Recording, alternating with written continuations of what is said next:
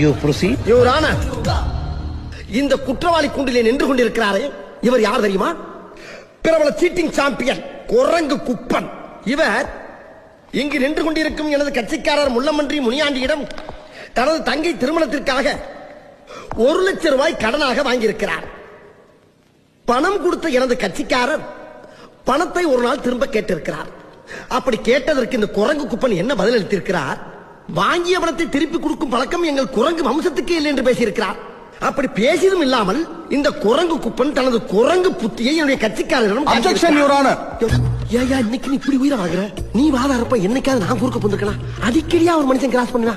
ஒரு ஆர்டரா ஃப்ளோவா போய்கிட்டு இருக்கல. கூட பேசினா மறந்துட மாட்டானா? அடச்சி Samariya. I am speaking, no cross speaking. Sit down please. இது ஒன்ன கத்து வச்சுக்கிட்டு ஓயாம